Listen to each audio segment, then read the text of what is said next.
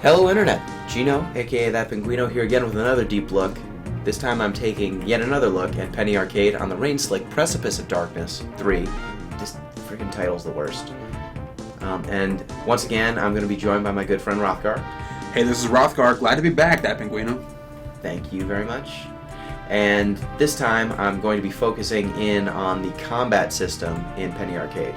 So the last time we checked out some of the classes and how nuts they can be.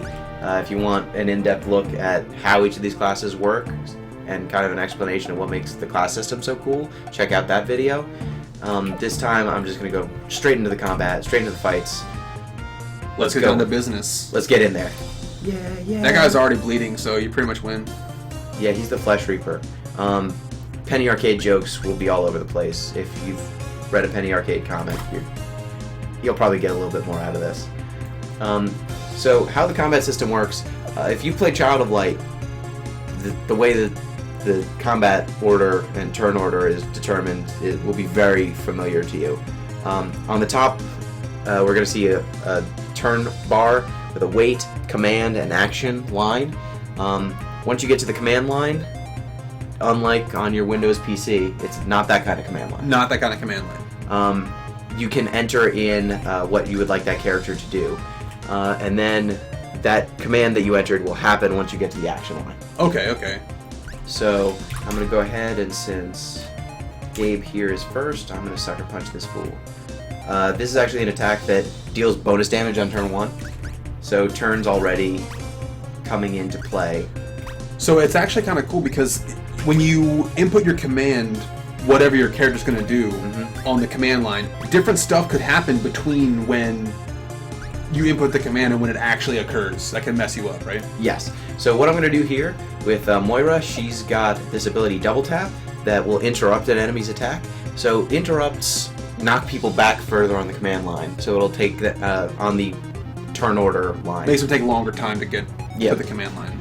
And what that actually does, on top of just knocking them back, if you hit them between the command and the action part of that bar, it knocks them back much farther than if you just hit any enemy. So I'm going to hit Double Tap, and I'm going to try and target someone who I know will be between command and action by the time Moira gets to take her turn. So this guy lagging right behind her, so he's definitely, unless he's super fast, going to get hit by Moira at the right timing.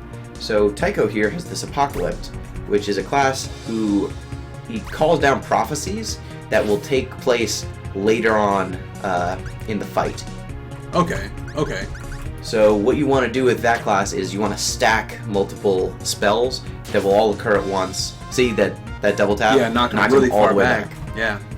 So I call down Fire and Brimstone. I can actually stack multiple prophecies that will all take place at once, and they deal tons of damage, but you're kind of banking that you're going to be alive in 3 or 4 turns. That's really neat. I've only seen future effects like that in, like poison damage over time, or maybe someone's doomed, they'll die in like 3 turns, but this actually is really neat how you can plan your attacks, plan sort of secret attacks for your enemies in the future. Yep, and there's a bunch of classes that take advantage of that command bar, kind of letting you know when your damage over time sort of effects are going to happen, or just straight recurring effects. Right. So I'm going to go ahead, and he already said there's going to be Fire and Brimstone. There's also going to be Hail and Thunder.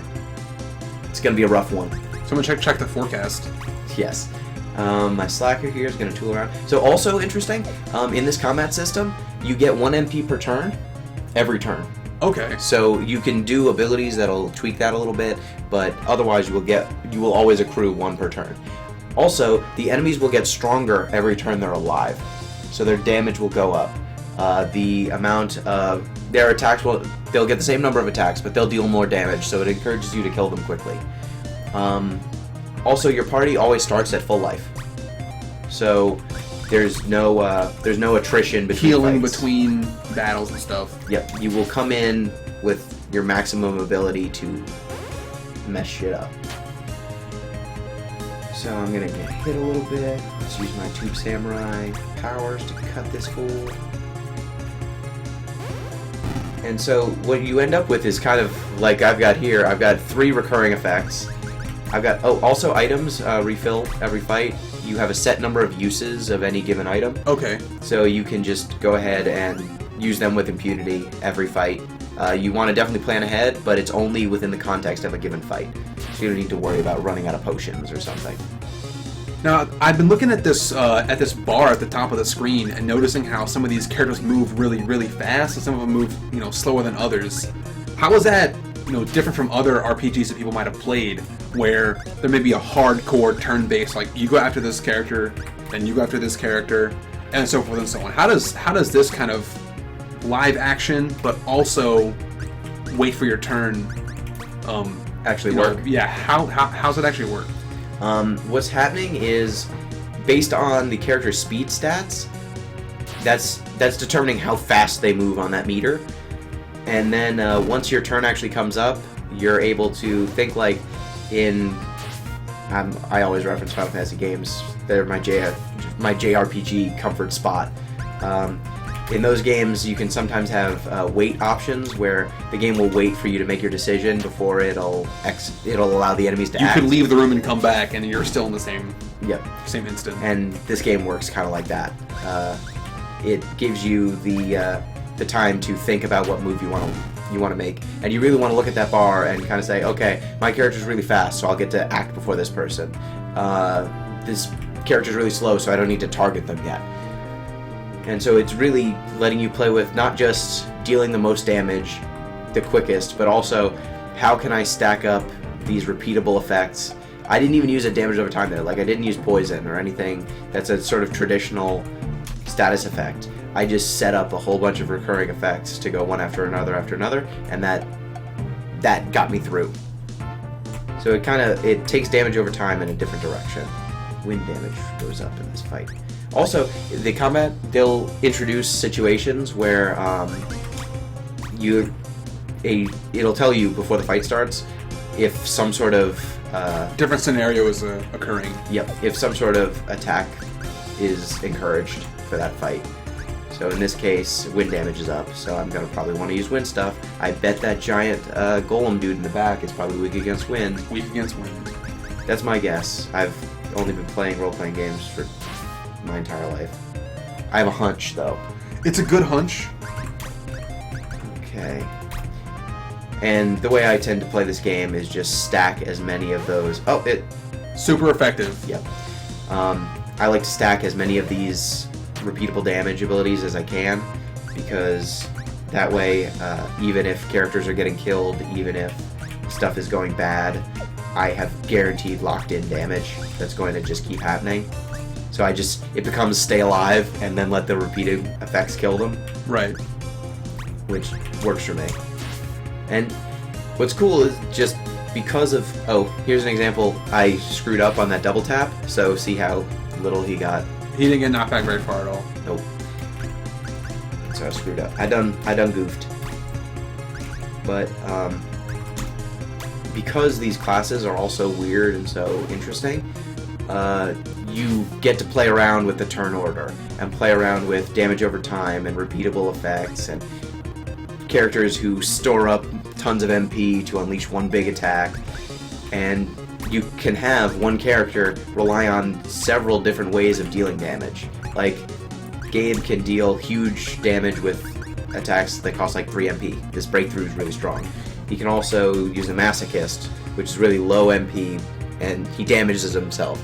So, from fight to fight, Gabe can be, with the Masochist, he can attack all, so he can deal with groups of enemies, or he can store up for huge single target attacks, so he's really good against bosses. Right. So you've got characters who can play really differently depending on what challenge you're up against. And this all, I'm sure, plays into the turn-based system.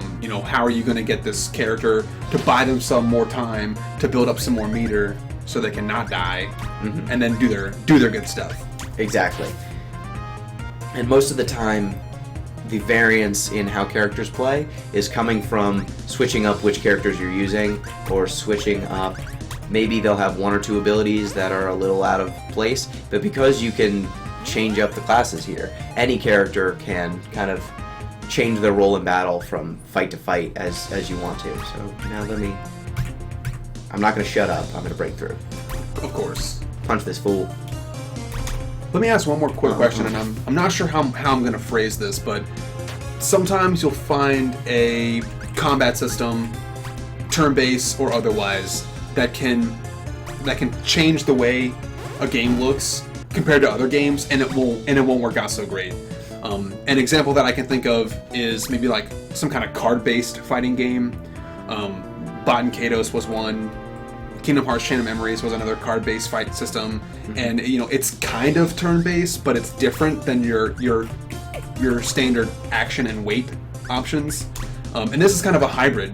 Do you think this takes too far of a step away from the norm, or is it a sort of a pleasant, refreshing aspect of the game? I really find it refreshing. I think I'm so used to playing, okay, here's my DPS guy. Here's my magic dealer. Yeah, my magic dude. Here's my healer. He's got a pointy hat. This guy's real big.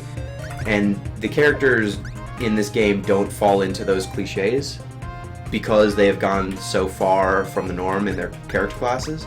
So I think it's more refreshing than it is daunting or anything like that. Was it hard to learn? At first, certainly because these classes are so non-standard, I was playing through and I was like, okay, I'm just not going to use the slacker.